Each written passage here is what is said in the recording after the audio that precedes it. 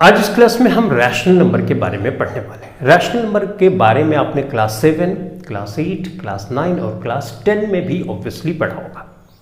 इस क्लास में हम रैशनल नंबर के बारे में थोड़ा डेप्थ में पढ़ेंगे, छोटी बातें भी पढ़ेंगे, बड़ी बातें भी पढ़ेंगे। तो रैशनल नंबर से रिलेटेड अगर आपका कोई कंफ्यूजन है तो इस क्लास में वो दूर होने वाला है। तो सबसे पहला क्वेश्चन है कि रैशनल नंबर क्या होता है। What is a rational number? जितने भी नंबर आपने क्लास 10 में अभी तक पढ़े वो सारे के सारे नंबर रैशनल नंबर होते हैं। जितने भी नंबर आपने क्लास 10 तक पढ़े वो सारे के सारे नंबर रैशनल नंबर होते हैं, लेकिन एक छोटी सी शर्त के साथ। तो ये बात समझ में आई कि जितने नंबर हमने अभी तक पढ़े, हमने पढ़ा natural number, whole number, integers, negative वाले नंबर्स, राइट, फ्रैक्शंस, डिसिमल वाले नंबर, वो सारे के सारे नंबर रैशनल नंबर हैं, लेकिन छोटी सी शर्त के साथ, इर्रैशनल नंबर को छोड़कर। अब आपका क्वेश्चन होगा कि ये इर्रैशनल नंबर क्या होता है? रूट वाले नंबर होते हैं जैसे √2, √3, √7, राइट। परफेक्ट स्क्वायर वाले नंबर को छोड़ के, क्योंकि परफेक्ट स्क्वायर वाले नंबर का स्क्वायर रूट आप निकालोगे तो एक इंटीजर बाहर आएगा, तो वो तो इंटीजर की कैटेगरी में आ गया, राइट। तो जितने इर्रैशनल स्क्वायर रूट वाले नंबर हैं उनको छोड़ दो। उसके अलावा जितने भी नंबर सिस्टम में आपने क्लास 10 तक पढ़े हैं वो सारे के सारे नंबर रैशनल नंबर होते हैं।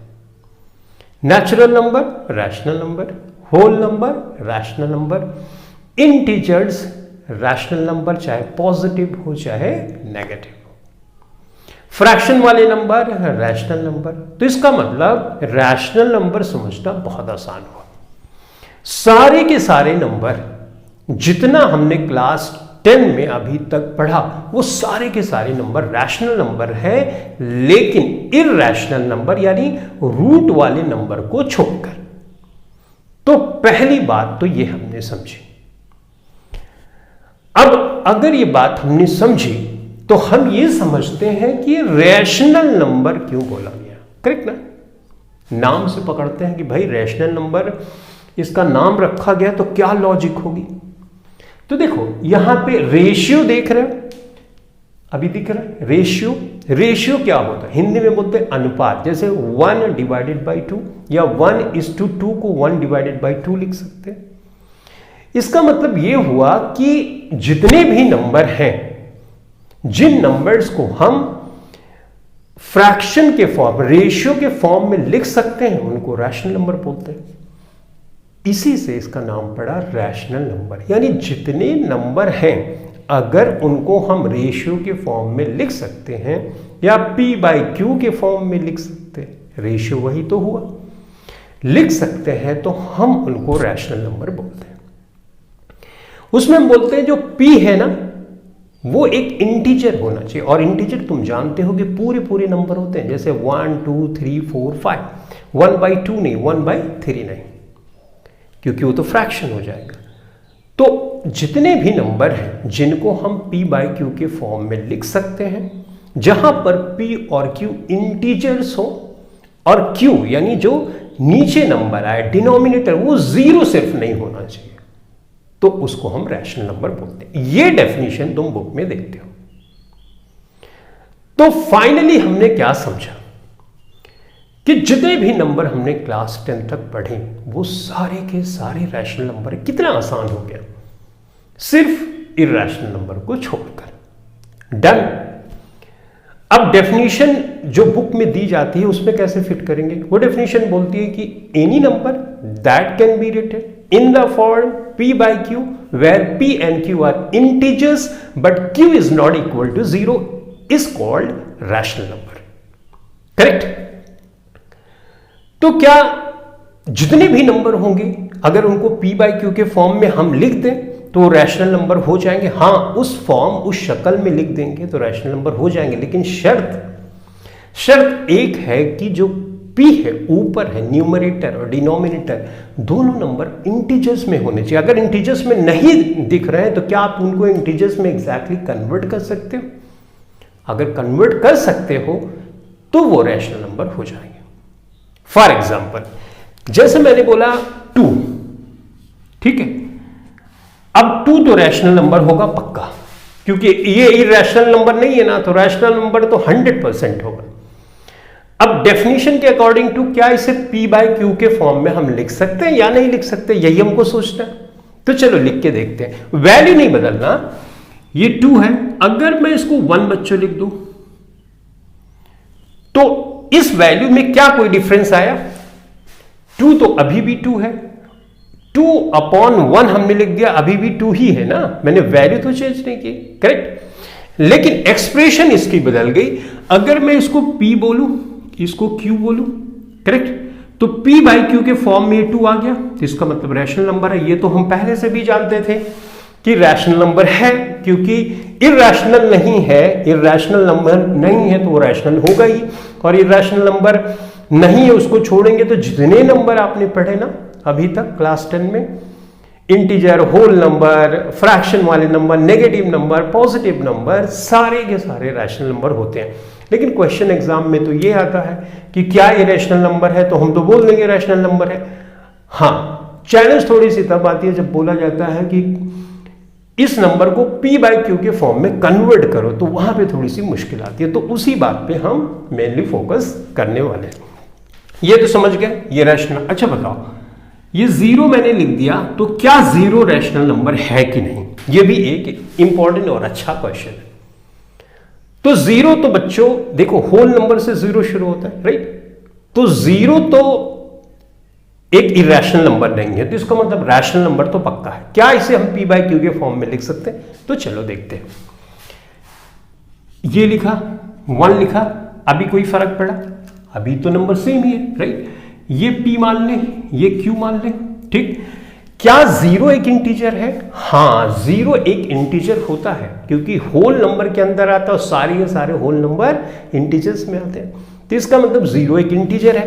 तो कंडीशन फुलफिल हो गई कि भाई ये एक इंटीजर है, ये भी एक इंटीजर है p बाई क्यू के फॉर्म में, और ये 1 0 नहीं है, तो ये इंटीजर है, और इसलिए इसको हम 0 को भी हम एक रैशनल नंबर की कैटेगरी में रखेंगे। रैशनल नंबर होता ही है, right?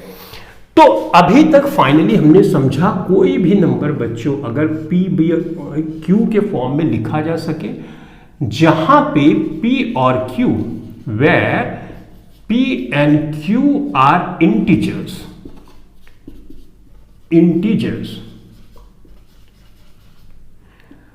and q is not equal to 0, तो वो सारे के सारे नंबर रैशनल नंबर होंगे। अब मैं कुछ क्वेश्चंस पूछता हूं, क्या 5 एक रैशनल नंबर है? तो कुछ सोचना नहीं, p बाई क्यू भी नहीं सोचना है। मैंने शुरू में बताया ना, सारे के सारे नंबर रैशनल नंबर होते हैं, सिर्फ इरैशनल नंबर को छोड़ के। तो तुमको ध्यान में रखना है कि रैशनल नंबर है कि नहीं, अगर नहीं है तो रैशनल नंबर, इरैशनल नंबर है कि नहीं, अगर नहीं है तो रैशनल नंबर हो जाएगा। 6 rational number, 9 rational number, 1/2 rational number, 3/7 rational number, √2 नहीं, √2 एक इरैशनल नंबर होता है। इतनी बात समझ पाए? तो सारे नंबर जितने हमने पढ़े क्लास 10 तक, वो सारे के सारे नंबर रैशनल नंबर है, सिर्फ रूट वाले नंबर को छोड़ के, उसमें परफेक्ट स्क्वायर वाला नंबर नहीं।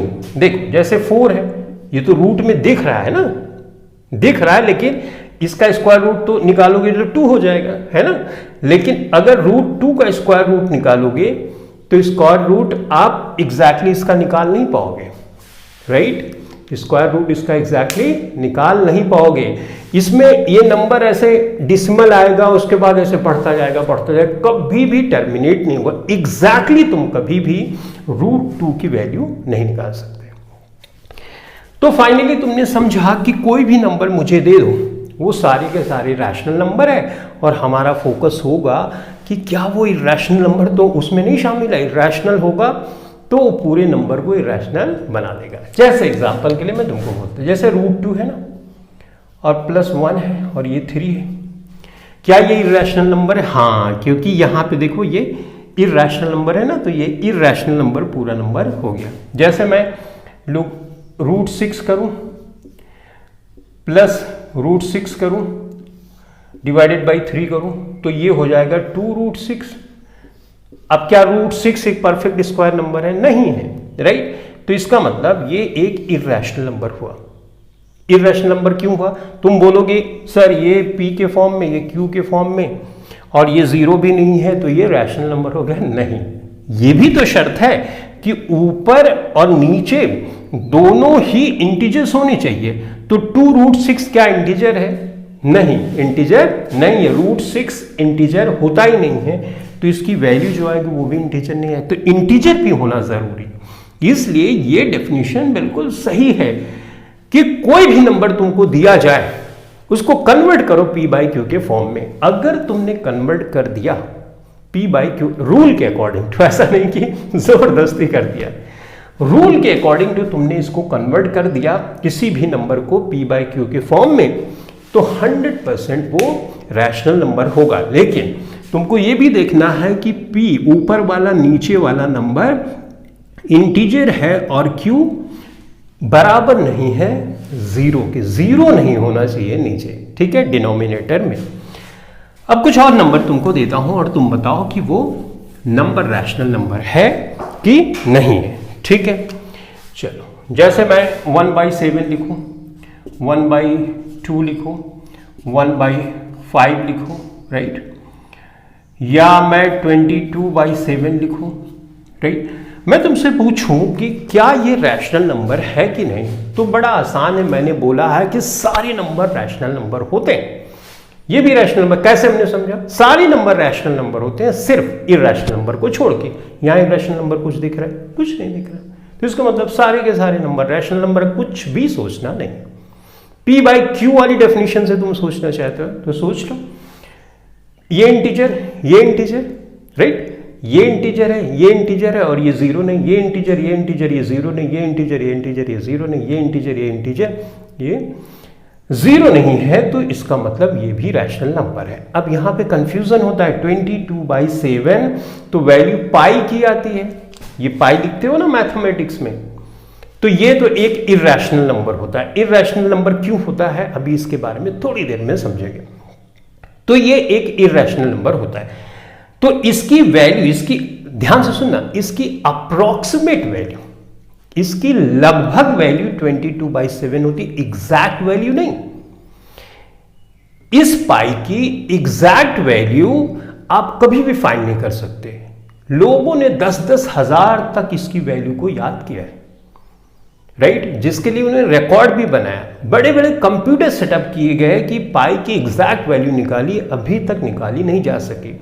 वो नंबर कभी टर्मिनेट होते ही नहीं और कोई सीक्वेंस भी नहीं दिखाते।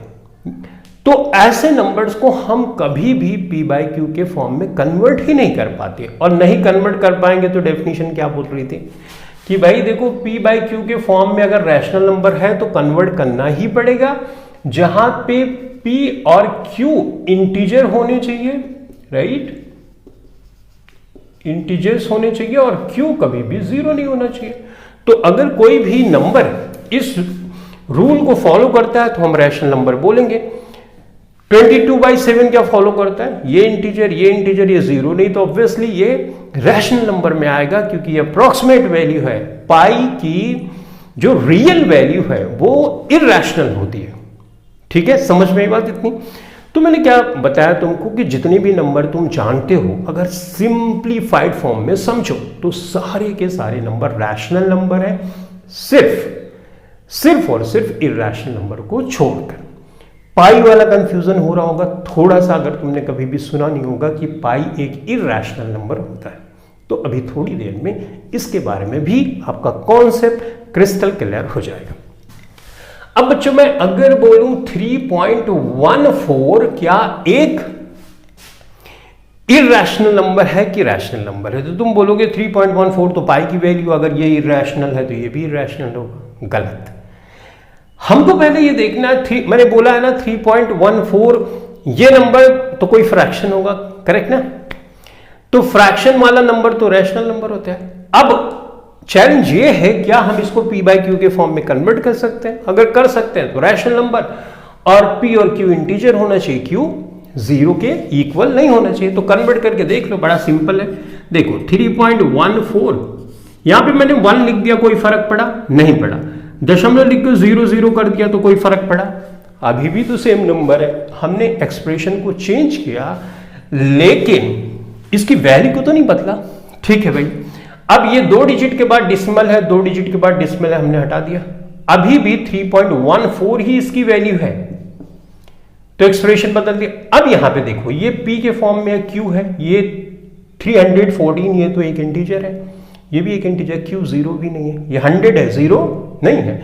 तो इसका मतलब p बाई क्यू के फॉर्म में तो हमने इसको लिख दिया। इसका मतलब ये भी एक रैशनल नंबर है, तो डिसिमल वाले नंबर भी रैशनल नंबर होते हैं। आई होप तुम समझ रहे होगे कि पहला, सबसे पहले जैसे मैंने यहां पे बच्चों लिख दिया 3.69 ऐसे करके लिख दिया, क्या ये रैशनल नंबर है? कुछ नहीं सोचना, रैशनल नंबर है, क्योंकि इररैशनल नहीं है तो रैशनल है। और इररैशनल कैसे होगा? इररैशनल, ये रूट वाले जो परफेक्ट स्क्वायर नंबर नहीं होते, रूट के अंदर होते हैं, वो इररैशनल नंबर होते हैं। ठीक है, थोड़ा सा कंफ्यूजन हो सकता है, अभी कुछ बातें और बताऊंगा, उसके बाद बिल्कुल कंफ्यूजन आपका इससे रिलेटेड दूर हो जाएगा। ठीक, तो भाई हमने ये समझा कि कोई भी नंबर जिसको p बाई क्यू के फॉर्म में लिखा जा सके, p और q इंटीजर हो तो हम, और q 0 के इक्वल नहीं हो तो हम उसको रैशनल नंबर बोल देंगे। देखो अब इन नंबर्स को थोड़ा सा और बेहतर ढंग से समझते हैं। ठीक है, तो पहले इस नंबर को, अगर बच्चों 1 को 2 से तुम डिवाइड करोगे तो आंसर क्या आएगा? 0.5 आएगा, राइट ना? ऐसे करते हो डिवाइड ना, ऐसे कर लो।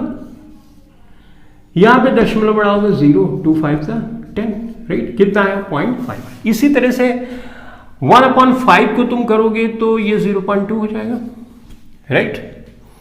इसी तरह से 22/7 को तुम डिवाइड करोगे, राइट?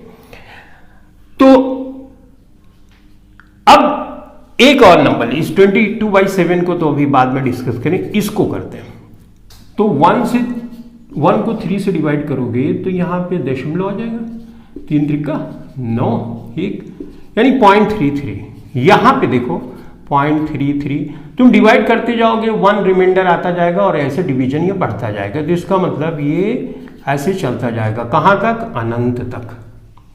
कहां तक जाएगा? अनंत तक। अच्छा, मैं यहां पे 1/7 को, चलो यहां पे लिख देता हूं, जैसे एक इरैशनल नंबर की वैल्यू एग्जैक्ट में लिखने की कोशिश करता हूं। 1.41 इस तरह से आता है, तुम इसको करके देख लेना। ये 3.5, इसको तुम अगर डिवाइड करोगे ना तो इस तरह का पैटर्न, जैसे √3 का वैल्यू आपने अगर कहीं देखा होगा तो ये है 1.732058 ऐसे आता है, और ये टर्मिनेट नहीं होता। टर्मिनेट का मतलब कुछ रिमाइंडर बचता जाएगा और ये नंबर ऐसा चलता जाएगा। अब तुम एक चीज ये भी जानते होगे कि रैशनल नंबर को हम Q से दिखाते हैं, और Q वर्ड कहां से आया? क्वेशेंट। क्वेशेंट, क्वेशेंट मतलब जो किसी चीज को अगर डिवाइड करते हो तो जो आंसर आता है उसको हम क्वेश्चन बोलते हैं। तो ये नाम क्यों रखा गया? ये Q से हमने इसको क्यों दिखाया, इसके पीछे की भी लॉजिक है, बहुत इंपॉर्टेंट। कोई भी नंबर अगर इररैशनल नंबर है तो इररैशनल नंबर कभी टर्मिनेट नहीं होता। जैसे ये नंबर टर्मिनेट हो गया, खत्म हो गया, रिमाइंडर नहीं आया, लास्ट में यहां पे पहुंच गया, ठीक है, ये भी टर्मिनेट हो गया। तो कोई भी इररैशनल नंबर जो होगा वो टर्मिनेट नहीं होगा और नॉन रिपीटिंग होगा, नॉन रिकरिंग होगा। अब ये बात ध्यान से सुनना, नॉन रिपीटिंग नॉन रिकरिंग का मतलब क्या होता है?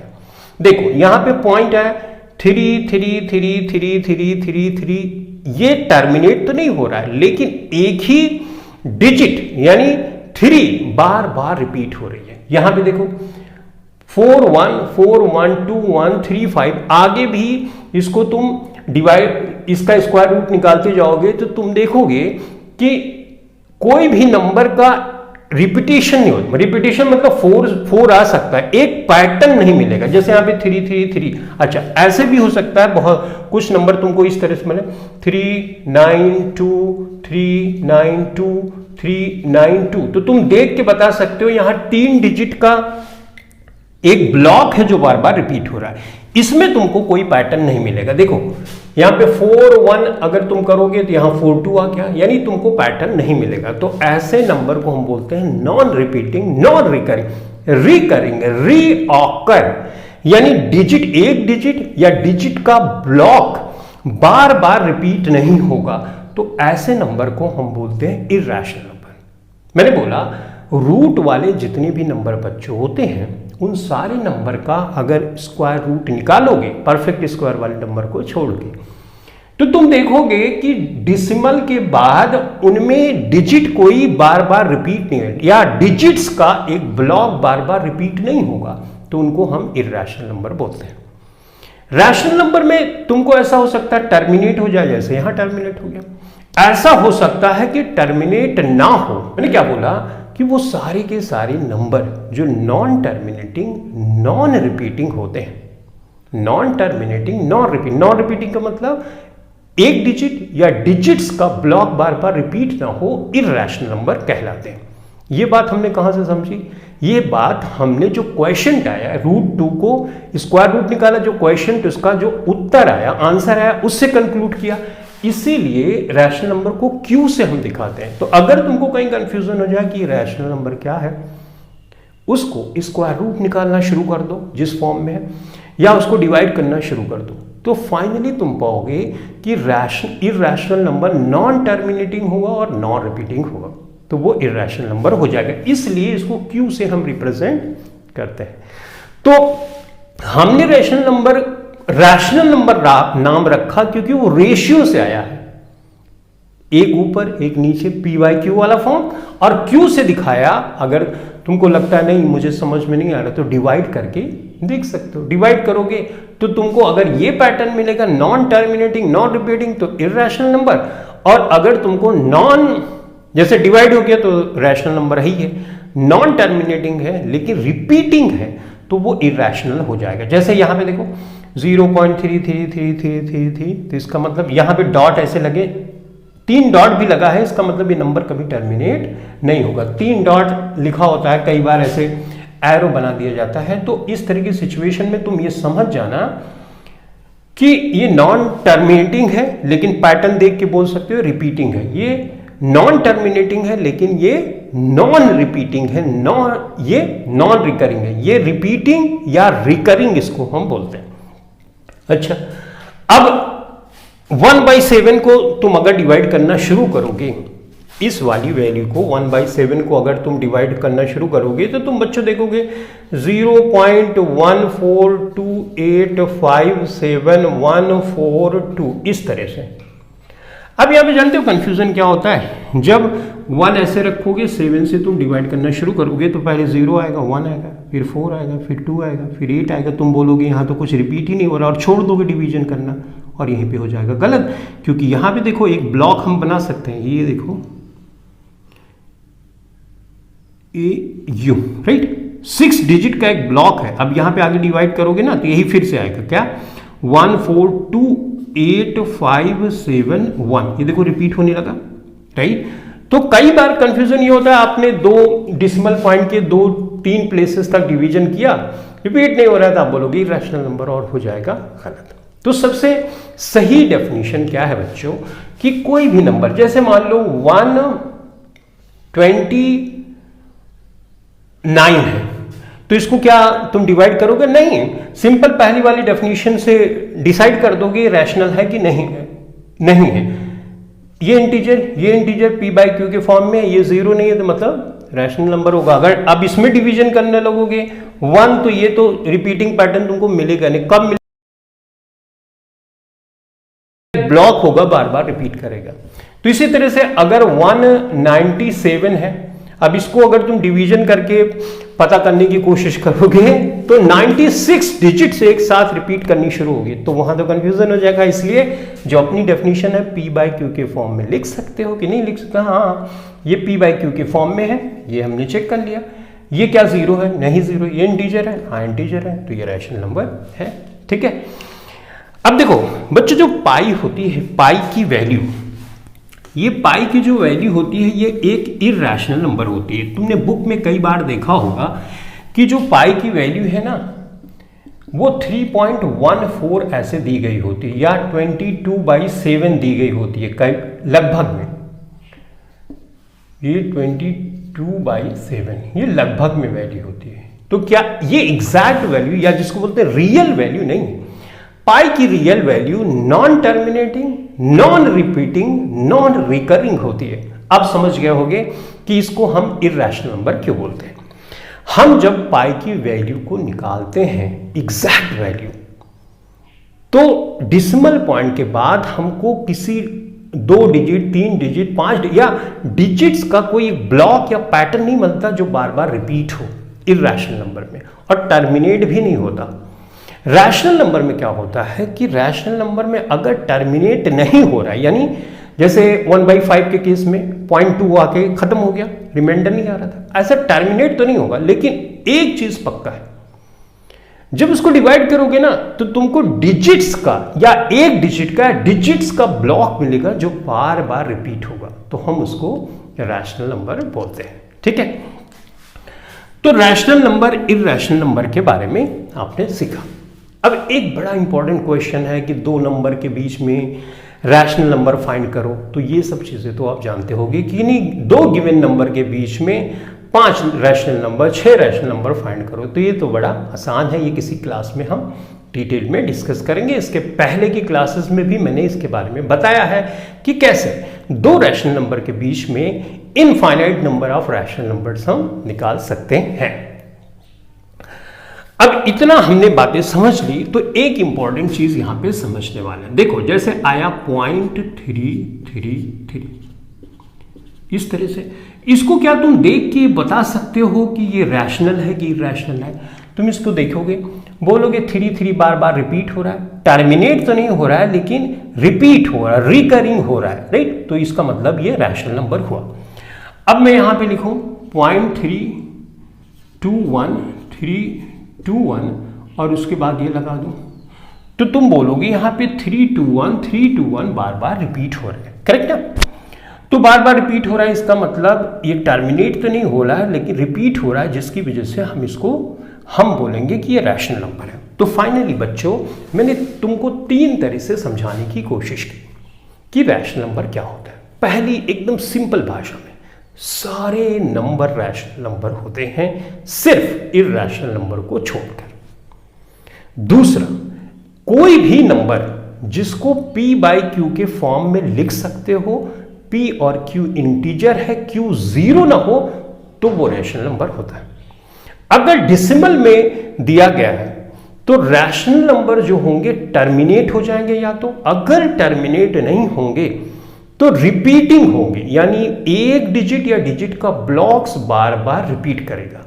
तो इससे हम समझ जाएंगे कि ये रैशनल नंबर है।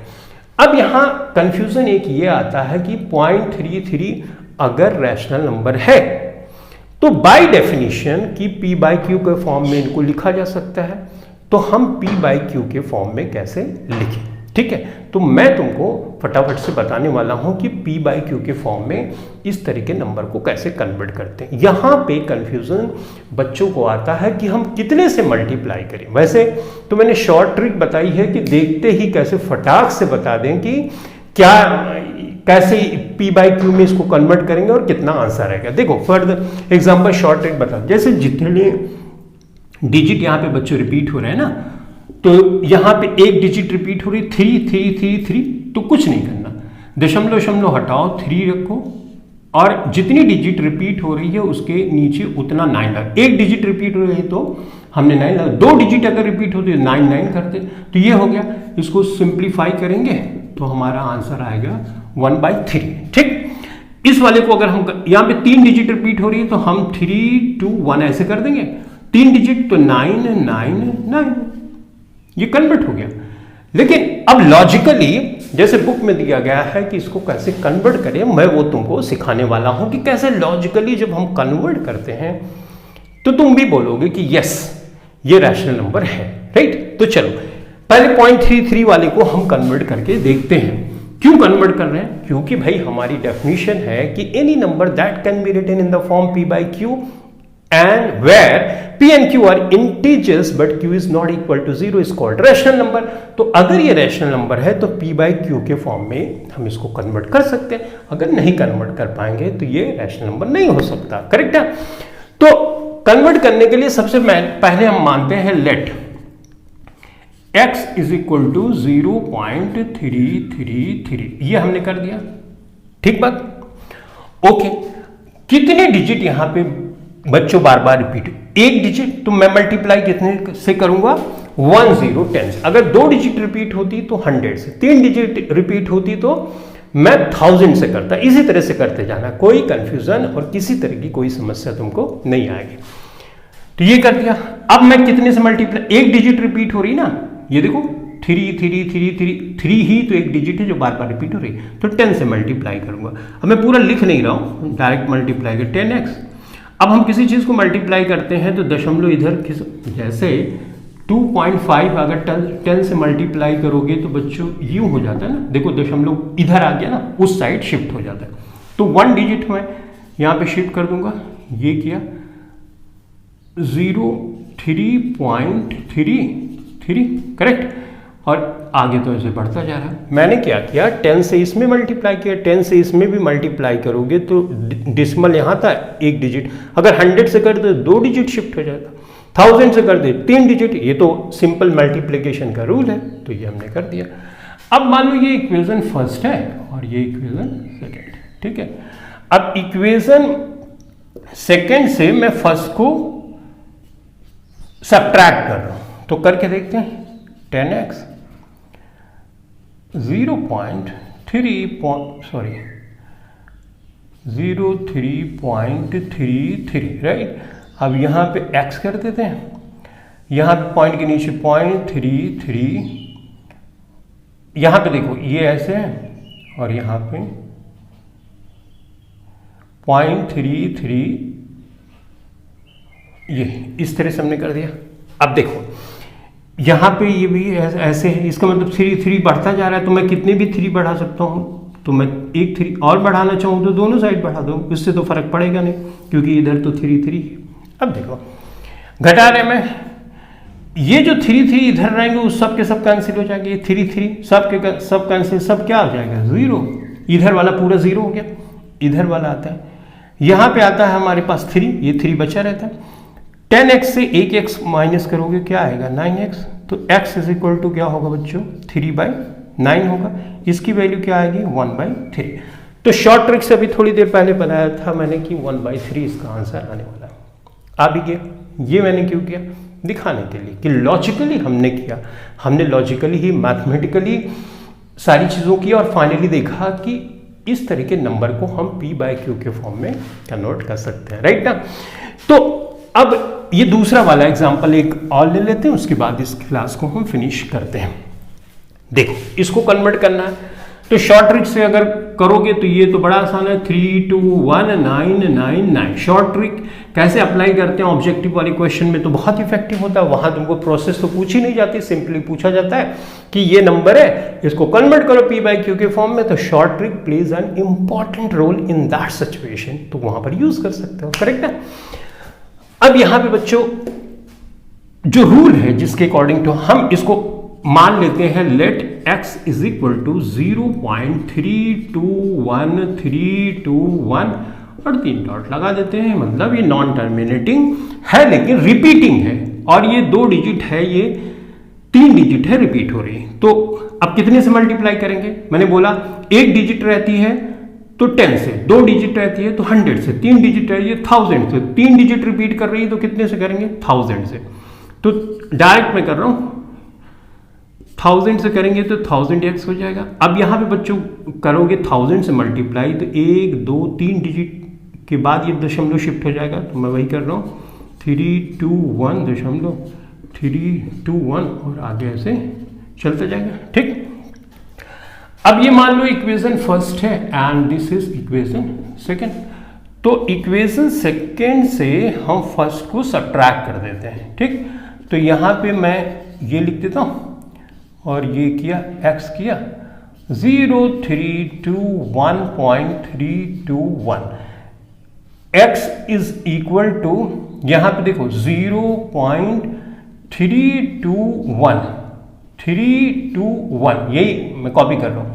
अब यहां भी ये नॉन टर्मिनेटिंग है लेकिन रिपीटिंग है, इसका मतलब यहां पे क्या आएगा, तो मैं चाहूं तो 321 बढ़ा सकता हूं, राइट, बढ़ा सकता हूं कि नहीं, क्योंकि ये ब्लॉक रिपीट हो रहा है तो आगे भी यही पैटर्न शो करेगा। तो हमारी for the sake of convenience इसको सॉल्व करें, 321 तो होगा ही होगा, तो हमने इसको लिख लिया, डन।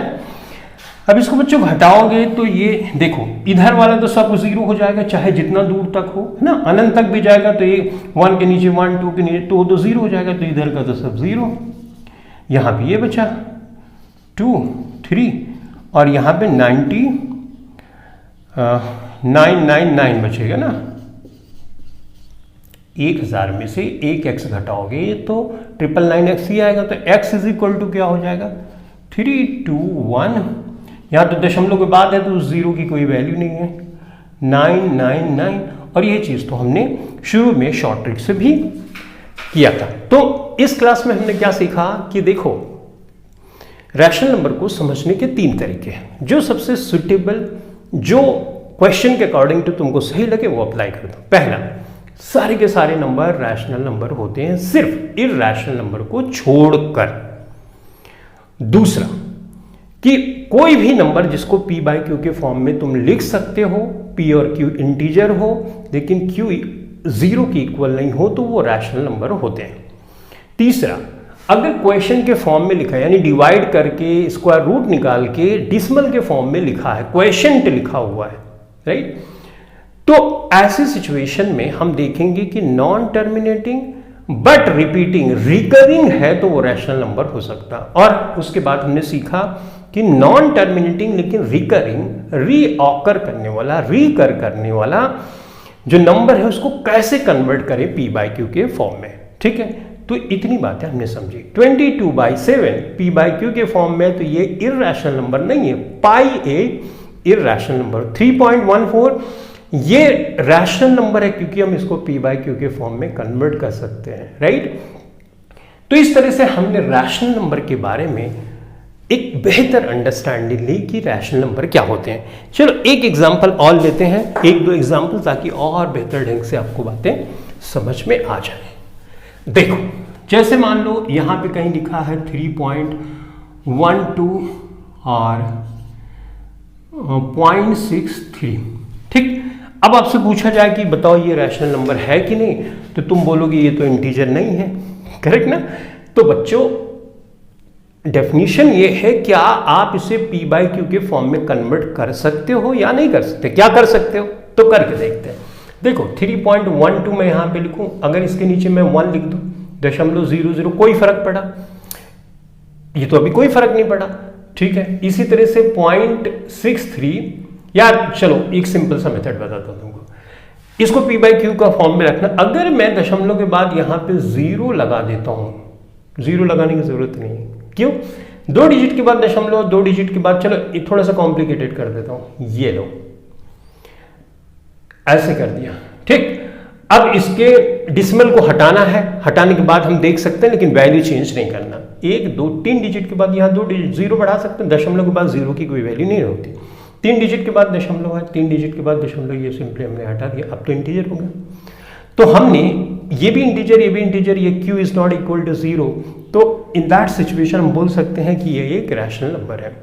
तो रैशनल नंबर समझने का बहुत सिंपल सा तरीका है, p बाई क्यू के फॉर्म में लिख लो, क्वेश्चन का देख लो कि वो टर्मिनेटिंग नहीं है अगर, तो नॉन टर्मिनेटिंग लेकिन रिकरिंग होना चाहिए, और सारे नंबर रैशनल नंबर होते हैं सिर्फ इररैशनल नंबर को छोड़ के। आई होप इस क्लास से तुमको बहुत हेल्प मिलेगी और रैशनल नंबर को पहचानने में, आइडेंटिफाई करने में तुम्हारे लिए आसानी हो जाएगी। तो इस क्लास के लिए इतना ही। Thanks for watching this video, thank you very much.